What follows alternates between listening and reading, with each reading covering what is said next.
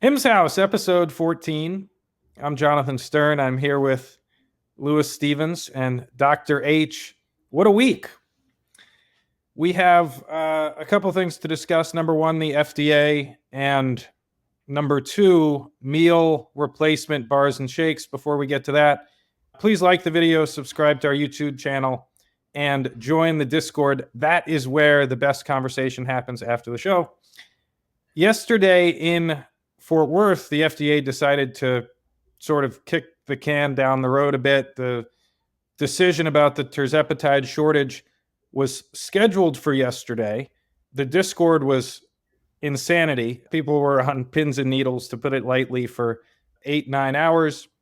A couple people said that instead of working, they were tuning into the Discord to see what everyone else was saying. And then 3 o'clock, 3:30 rolled around, and the FDA decided to basically push the decision to December 19th. The stock rallied after that. Today, it's sort of flat to up. Lewis, Dr. H, how are we feeling about what happened in Fort Worth yesterday? Well, that was all kinds of excitement, seeing all the fireworks play out with the decision, and then just trying to think about what it means to HIMSS specifically in the grand scheme of things. It was many different takes were given in the Discord, and then we started seeing some takes also by Citi saying it was a moderately positive news for HIMSS. So just to review with all this FDA business, remember back in early October, Lilly, manufacturer of the brand name versions of Tirzepatide, petitioned the FDA telling them that, hey, we don't have a shortage anymore. And that caused all kind of turmoil within the telemedicine industry. People were starting to get bearish on HIMSS, and stock went down and stuff like that, only to turn around a week and a half later, maybe on October 11th. The FDA then sent out a letter saying, oops, we're going to remand it back to review again and see if there is a shortage or not, and we'll give a decision later in November, which ended up being yesterday. So with all that going on, people were wondering, is it going to remain out of shortage? Is companies like the compounders and pharmacies, are they going to be restricted and not be able to do the medicine? How is it going to affect HIMSS? How is it going to affect business in general? So that was what people were looking for. And basically the decision was, we don't have a decision. We'll come back to you at a later date. So what do you guys think about that? To me, I think, they're reviewing all the data. They are, listening to the concerns of the people, to the compounders, to places like HIMSS. They're really, thinking through this, and that might be a positive. They're not saying absolutely it's off of shortage now. It's not the clear-cut positive news where they're saying, yes, everyone, it's a free-for-all. There's no restrictions on using the compounded medicines. Go ahead, go do it, go use it. So it's kind of like a delayed decision, which, some people are saying it's good, some people are saying it's neutral, some people are saying it's kind of good. What do you guys think? I left out in the intro that, just want to get this out there, that HIMSS does not do Tirzepatide right now. They do semaglutide. Now, there was the Instagram ad one weekend, I think it was like 2 or 3 weeks ago, where HIMSS on their little bottle on the Instagram ad had Tirzepatide. And so it's clearly in their pipeline, and something, I think it's come up once or twice in the conference calls, their quarterly conference calls, but they do not do Tirzepatide right now. So this is not a direct impact to their business. It would be a future impact. Although some are saying that whatever they rule on Tirzepatide is very likely to be what they're going to rule on semaglutide. And so in that sense, it does have more of an impact. So it kind of gives us maybe a foreshadowing maybe of what's going to happen, like, as you mentioned with semaglutide. It's like, the FDA has this power to affect HIMSS directly in this case, but at the same time, they're still open to, seeing the data, seeing the production supply of things like that. So, some people are making the FDA to be this big bad wolf who is out to get everyone. But, to me, it seems like they're actually trying to take it as logically as possible, given all the powers at play and people who have a a hand in this situation, basically. So they're listening to all sides. Even in the docket report yesterday, didn't they have a footnote saying they sourced Hims's survey data or something like that too? Yeah, so Hims in the footnote of the second page, I think, was cited the GLP-1 supply tracker that they rolled out last week. They've been collecting stuff for a couple months, but they made a press release about it last week. That was cited in the footnotes of the docket. Were you surprised to see that, Dr. H? I was actually, mostly just because we were in the Hims house where we're living and breathing Him, so it was kind of fun to see that the FDA is, yes, they are actually listening to us, listening to patients. They're listening to companies basically who are in this industry and expressing their concerns about the supply of the medicine. So that was really neat to see that it was cited. I also wanted to point out from the October 17 letter when they said they're gonna to review everything. Might have been missed earlier, but maybe I'll share this here. So this was the letter up from October 17, basically saying that the FDA is going to reevaluate the decision on the Tirzepatide shortage. But it was really interesting at the bottom here. It says, given these circumstances, the FDA intends to treat compounders consistently at this time, meaning the FDA does not intend to take action against compounders for violations arising from the conditions above for the same duration of time and subject to all the same limitations as described in the motion in the court order. So this was interesting because to me, I read it, I was like, oh, even though they're not sure if there's a shortage or not, they're not going to take any action. And what I've seen then in the telemedicine world is, to this day, there are platforms and telemedicine companies that are offering Tirzepatide, compounded Tirzepatide. Some of them are smaller companies, some of them are medium-sized companies. They are offering to new patients, existing patients. Roe, one of the bigger competitors to Hims, they are still offering compounded Tirzepatide to their current Tirzepatide patients, although they have gone a little bit cautious and they're not offering it to new patients. And I've only seen one smaller company who is being extra cautious, and they decided to absolutely offer no Tirzepatide at all. So on the ground, there's companies, aside from Hims, they are still doing compounded Tirzepatide, and they feel relatively comfortable doing so as these decisions in court cases are drawn out and get to be decided. Dr. H, in the case of Roe, you said they're doing Tirzepatide for existing patients, but new patients will not have access to Tirzepatide at this time. Why would they make that sort of decision? For their current patients, they wanted to just have continuity of treatment and care. So they still have access to the compound Tirzepatide. They don't want to make too many changes. And then with the limitation to new patients, they didn't want to have to start a patient brand new on Tirzepatide only to maybe have to change them a month later or two. Yeah. So it's just a lot of disruptions to care. And What if you started on Tirzepatide and then had to change to, say, semaglutide? What are the medical implications there? you can do it pretty easily. You just have to figure out the dosage equivalent and you can switch seamlessly. Some people just like Tirzepatide much better due to tolerance of the medicine, less side effects. It's a little bit more effective. Some people might get more nauseous with semaglutide.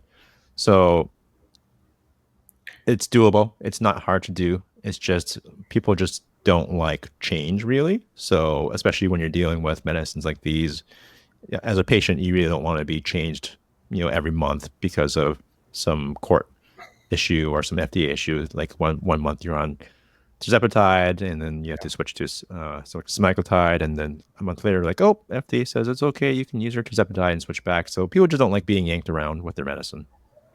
Totally. And just to tie a bow on all this, the last paragraph indicates that it's pretty much of what you just shared indicates it's pretty much a green light for compounders to be selling Tirzepatide right now. Once the shortage is over, will the companies then have 60 days to sell it? As soon as the line in the sand is drawn, do they get 2 more months to sell it before they officially have to wrap up? That was mentioned before. I think it's 60 or 90 days. Do you remember seeing, was it 60 days? I thought it was six. I don't remember 90. I think it's 60. Sounds But right. that would take us like at least midway through Q1, maybe most of the way through Q1, like in the event that December 19th is bad news for the compounders, correct? Yeah, I imagine at least this will play out for another 2, 3 months at least before there's a drastic change or done. And that may be why, Citi was like, it's moderately positive. Some people are looking for a more definitive answer to be extra comfortable with this. They want to hear things like the full green light basically, or the full red light. This kicking the can down the road business, it brings up uncertainty, and I guess investors don't like uncertainty. And Yeah, I to have that, I just have to say, and I want to get you involved here, Lewis, but like as someone that was worried that the FDA was going to rule the other way, like the fact that we didn't get that at all, the fact that the shortage is still ongoing, and now there's this supply tracker that they're taking seriously and referencing in the footnotes, indicates to me that like the FDA is beginning to warm to the idea that there is indeed a shortage. That is my sense of the matter, but I'm just a host here. I'm no expert, I'm no doctor, and I am no health industry insider. So with those grains of salt, Lewis, over to you. sure. I was just going to echo something Dr. H was saying, but just broadly, my take is that, to all the listeners, we should continue to anchor to the long term.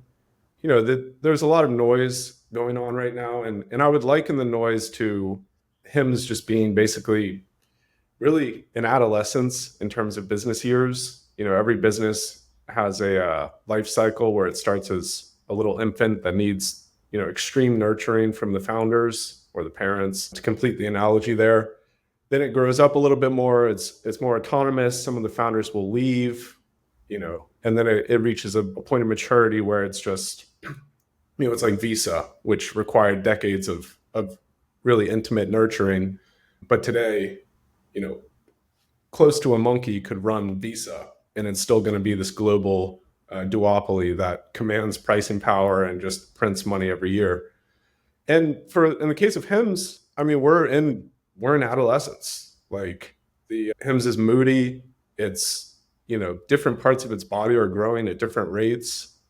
Like, and that that could be the GLP-1s are an example of this moodiness, this different growth, different rates of growth for different portions of the body or the business, for the analogy. So it's just important for the listeners to remember this. All of the GLP-1s all of the news is noteworthy. We should discuss it. We should understand what's going on, especially if we're heavily invested in this business.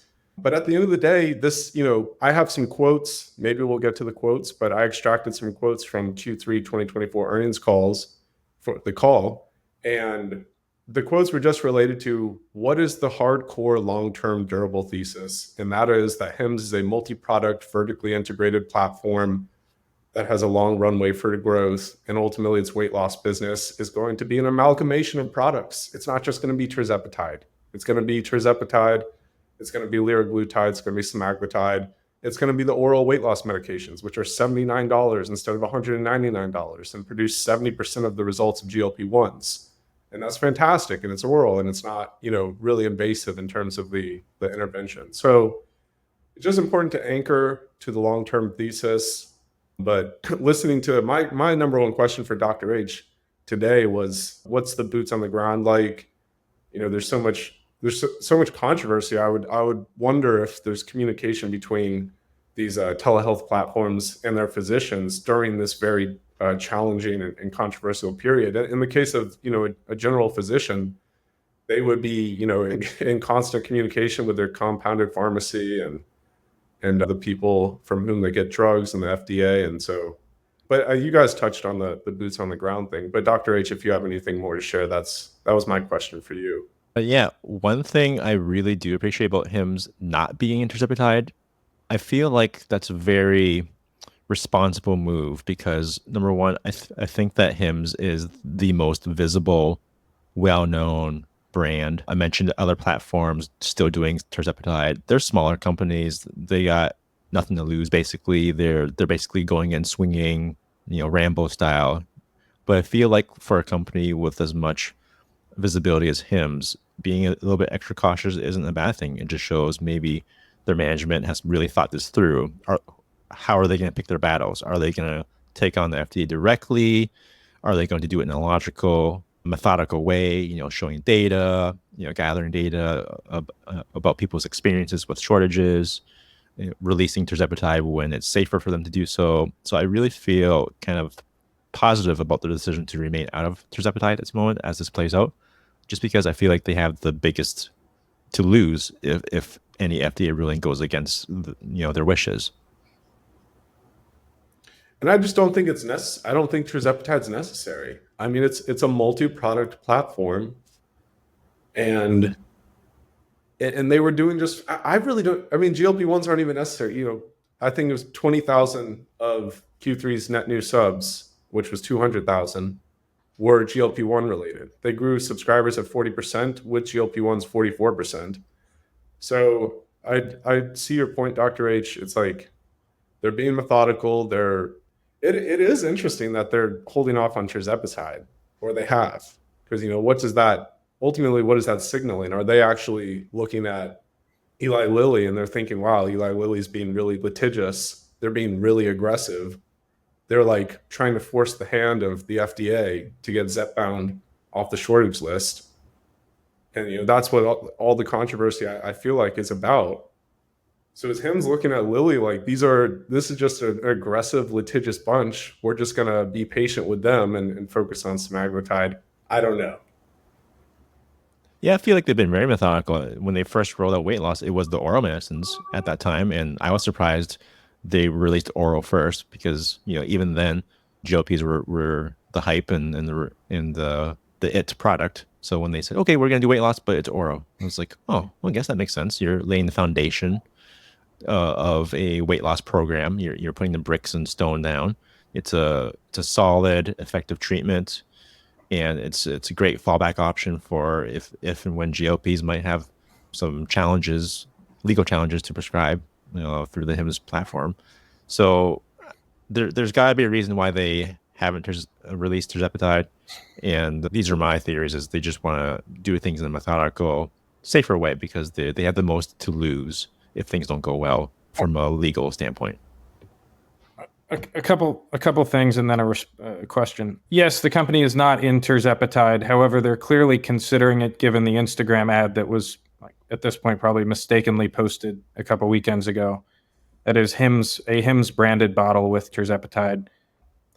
Number two, is there a world in which Tirzepatide shortage is lifted, but the company is able to continue to compound semaglutide for months and months afterwards? It seems to me that when the FDA rules on one, they will pretty shortly after rule on the other, particularly given the news with semaglutide a couple weeks ago. There's something related to Ozempic and Wegovy being available again, or I think Novo was making the claim that they were available again. It's not clear exactly what happened there. But is there a world in which one is on shortage and the other is not for any long standing period of time? I don't know that I don't have a good answer for this. Dr. H, do you have a perspective on this specific dynamic? I mean, my thing is, it just seems like, coming back to my comment just a second ago, it's like it just seems like Eli Lilly and Zepbound are like the epicenter of controversy, whereas Novo Nordisk, Wegovy, and Ozempic are like, we'll let the FDA decide, and the reality has been that there's still been shortages. But Lilly's on CNBC, they're more aggressive. The FDA is just like all of a sudden, hey, Zepbound's not on the shortage anymore. Oh, wait, yes, it is. And it's like Lilly's back on CNBC targeting him. It's just like, I feel like that's kind of just nonsense that they're so aggressive, litigious, and focused on Hims and Hers health. Yeah, didn't Novo have their quarterly earnings report maybe 2 weeks ago or something like that? Did you guys follow that? I don't think they really even mentioned things like compounded. All the Novo CEO said when he went on CNBC is that he doesn't recommend compounding because the drugs can be risky for the patients. And I think he's talking about the shady facilities that are dealing these drugs rather than companies like Hims and Ro. But yeah, he said, Yeah, I would stay away from the compounded stuff. It's a little sketchy. I see a lot of patients coming to places, more reputable places, from local med spas, and they have this little baggie of a syringe that's unmarked. I'm not joking. And it's like, here's my prescription. And I look at it and I'm like, dude, that could be anything in that syringe. I don't know. I don't feel comfortable prescribing the max dosage of this medicine. I need something more verifiable. Can you send me a medical record? It's literally like a syringe that's half empty in a plastic bag. And they're like, this is what my med spa gave me. I bet Miami is just booming with these illegitimate compounded pharmacy fronts. Miami is probably the mecca of this insane underground GLP-1 trade. And like, to the Novo CEO's credit, like, yeah, this stuff is happening and it's scary as hell. But there were reports that their drugs are causing I think they're under investigation now too. The safety related to their drugs is I don't know the exact figures and what the claims are, but they're definitely under investigation. So yeah, I mean, drugs all have side effects. Is there any final words on Tirzepatide, semaglutide, Hims versus Novo, Lilly, and Ro, and all of the other stuff that we want to get in before shifting to the other news of the week?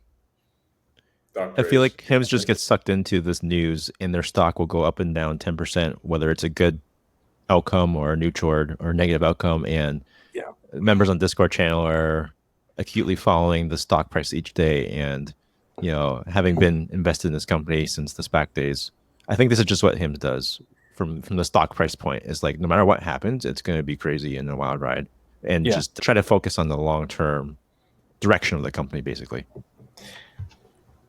Yeah, for better or worse, I think it's like a 25% up or down implied move at this point. Given yesterday, we basically had a no answer, and it was only 10%. I think it could have been. We could have had a little more movement in either direction had the decision actually been made. Anyway, thank you, Louis. Thank you for anchoring us to the long term. That is important, and I appreciate it. Well, I had one quote that I wanted to read. Oh, yeah. It's a little long, but I'm going to read the quote anyway. I'll get some coffee as you're reading. Go on. Yeah, no. And to the listeners, go join the Discord. Tune in to the way that I stay so informed is by reading the Discord. It's incredible how the dialogue creates such a depth and vivid understanding of everything that we're talking about here. So if you have any further questions, go join the Discord today. See you there. The quote, the idea that I want to conclude this discussion with from my vantage point is the following. The title of the quote, it's from Hims Q3 2024 earnings call. The title of the quote that I created was Hims Weight Loss X GLP-1. So I just want to remind everybody what this business what does the Hims business, weight loss business, look like with or without GLP-1s? Ultimately, I read today the Bank of America short report, quote unquote. I'll use the accurate terminology. It's just a bearish initiation in which they wrote, we think Hims should trade at $18 a share because of the uncertainty around GLP-1s. And they communicated this uncertainty as there's no long-term path. They wrote, I can't imagine writing this. But Louis, where'd you get that note? It's in the Discord. You got to go to the Discord to get it. But I'm on the Discord 16 hours a day. I didn't. Okay, I'll scroll up. I mean, so Bank of America, for context, after upgrading the stock twice in the last month on the Amazon news, downgraded it to $18 and underperformed. Go on, Louis. It's in the Discord. Everything's in the Discord. If anybody has questions, it's in the Discord. Have you guys noticed that their upgrade or downgrades isn't really an upgrade or downgrade? They just follow the stock price to make themselves look better. Yes, I mean, I think that's just the nature of wealth. The reality is, it's Pareto's principle applies to, with all due respect to all analysts. If anybody's putting their ideas out there, they're setting themselves up to be a pinata at some point, and I respect anybody that's willing to do that. By which I mean, when people get things wrong, all the trolls show up and start beating the pinata and saying, oh, dunking on the person, whatever. But so I respect their opinions and wish them the best. But I do think, there's a small subset of analysts that are worth listening to. In the same way, for instance, there's a small subset of real estate agents that produce the most volume in a given region, 1 to 5% or the top 20, and the other 1,000 are, the bottom 95%. But in this bearish note published by a Bank of America analyst, he wrote that there was no sustainable path for HIMSS to sell GLP-1s. And I mean, I think objectively that's incorrect. There's very much a sustainable path, but I'm going to read this quote, and this will be my concluding thoughts. I'll have no more thoughts, but this, I feel like, anchors us well as it pertains to the GLP-1 business. So in response to a question that CEO Andrew Dudum received on Hims and Hers Health's Q3 2024 earnings call, he shared, I, Andrew Dudum, think like all of our specialties, we're looking at a diverse breadth of the portfolio within the product. So it means that there's going to be a diversity of products within this one silo that is the weight loss category, or the weight loss product category. And he wrote, so when you look at the weight loss business, the oral business, which is non-GLP-1, which we launched in Q4 2023, has been the fastest to $100 million run rate that we've had on the platform. And that business is delivering 70% of the weight loss of the GLP-1 medicines for only $70 a month. Again, I'm reading from this quote. You then have medications like liraglutide, which Dr. H has discussed on this podcast in the past, which are generic medications now coming to the platform in 2025, and that is a GLP-1. It's less effective than semaglutide and Tirzepatide, but it is still a compelling option, especially when tens of millions of Americans are not going to have access to GLP-1s once the shortage is over. But they'll be able to access this one, and this will be a good wedge product for HIMSS to get into the wallets of consumers who are looking to lose weight through this medium. So Andrew Dudum wrote, you have, when it comes to off-brand medications like semaglutide, the ability to hyper-personalize for the millions of patients that need to mitigate those side effects of muscle loss and nausea and vomiting. So we think the composition of all these different avenues will enable quite a durable business across weight. And that really, I think, is regardless of whether or not the shortage dynamic happens in a couple months or next year or years from now. I think the precedent, specifically on the GLP-1 side for personalization and compounding to the 503A, has existed for many, many years. So I'll conclude the quote. And I think the regulators, the legislators, the drug companies, the healthcare system really respect the clinical need of that personalization when it's necessary for a patient as it pertains to semaglutide and Tirzepatide. And given you're talking about north of 100 million people suffering from obesity in this country and a very, very high side effect rate with these medications, we fully expect that there's millions of patients that will need that level of personalization on our platform over the long haul. And we're really equipped to deliver on that. And again, there's going to be tens of millions. There already are tens of millions of people that can't access GLP-1s, branded or otherwise, because their health insurance either doesn't cover it or they don't have health insurance. And so here's the holistic, in short, one sentence. HIMSS will continue to sell weight loss products in a compelling fashion as it has for the last year, with or without semaglutide and Tirzepatide on its platform. Eventually, Tirzepatide and semaglutide will be on the platform, but it's going to be a holistic, maturing product category. And there's really, go to the Discord, tune in for more. That's my concluding thought. Awesome. Thank you, Lewis. This ties into our next topic, which is that yesterday, amidst the madness, HIMSS launched meal replacement bars and shakes. Now, I'd be remiss not to mention, once again, Actide Diplomatin, the stock diplomat, who forecasted exactly this somehow, some way on Twitter 2 or 3 weeks ago. He said rumors that HIMSS is going to launch meal replacement bars and shakes. And so after the Q3 earnings, I think we had a segment talking about what each of you thought about this. And here we are. The company has officially launched bars and shakes, meal replacements starting at $110. Now, they mention in the press release that there's an interesting cross-sell opportunity here specifically for their GLP-1 customers. And so it is an opportunity to layer on, to your point, Lewis, additional products to the existing customer base. This is a multi-product platform. But I want to turn it over to you, Lewis, and you, Dr. H. Now that the news is official, how are we feeling about the bars and shakes? I guess my question is, have you discussed them at all, Doctor? Well, I guess this wouldn't be on your platform, Dr. H. But have you had any experience with any of this in the field? Oh, yeah. So specifically when the patients are doing consults with the physicians, I doubt the physicians will be, upselling them on the meal replacement plan. I imagine it will be advertised on the platform, on the app, but I don't think the doctors will directly say, by the way, you should try the bars and shakes.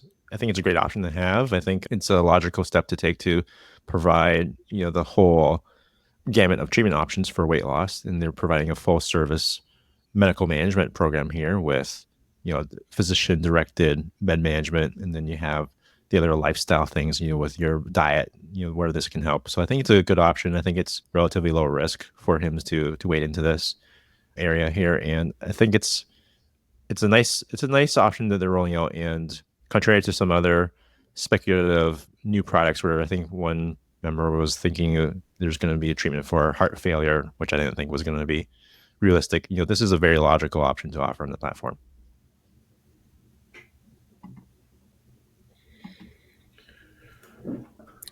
I totally agree. Before I add on to Dr. H's ideas, yes, in the Discord, the BOFA Bank of America bearish note was shared. And the quote that I was referencing, he wrote, ultimately, we do not see a long duration opportunity for HIMSS related to GLP-1, which it doesn't make any sense. We can sell liraglutide. Anyway, go to the Discord. Sorry, real quick, and I don't mean to. I just want to clarify: is this the downgrade note, or is this their response to the decision in Fort Worth yesterday? Is this the thing that was just posted? It says maintain rating, underperform, price target 18, price $24. It was shared. Is this in the company panel? Yeah, this is the. Yeah, I think this is not the downgrade note. So if anyone has that, I'd love to see it. But this is their reaction to the news in Fort Worth.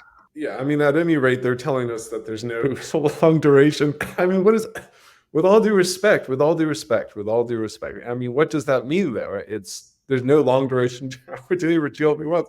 Are we talking 2040 when they're off patent? Like they're going to come off patent at some point. So I don't know. People laugh at my analysis. So with all due respect to this, it just doesn't make any sense to me. There's no long duration opportunity. That doesn't make sense to me. Anyway.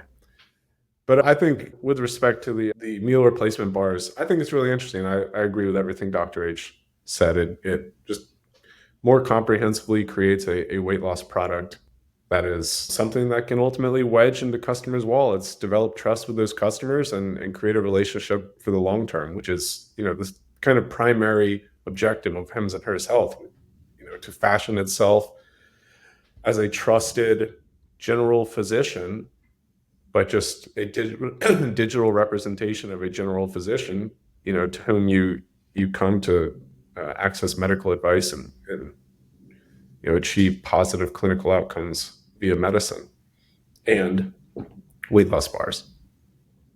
And Dr. H, would you expect this to appeal mostly to the customers on GLP-1s? Would there be interest among the oral weight loss patients as well? How are you thinking about that? I think it would be an attractive option for both oral and GLP-1 patients. A common question I'll hear when starting patients on weight management treatments is, I'm ready. Now's the time. I've tried for years and years. I'm ready to do this, to do the medicine, whether it's oral or injectable. What else can I do? And that can open a discussion with the provider, talking about the medicines and its effects and results and stuff like that, but also other lifestyle changes, making sure you're doing a exercise regimen to be physically active, seeing what your caloric intake is on a day-to-day basis and working with a nutritionist or a dietitian. And then that's a natural segue into, if the physician wants to talk about some options for immune replacement. So I think, yeah, both oral and injectable, they're ripe for this discussion if the patient's open to it. Lewis, how are you thinking about the margins for this product? Is that a concern? Are they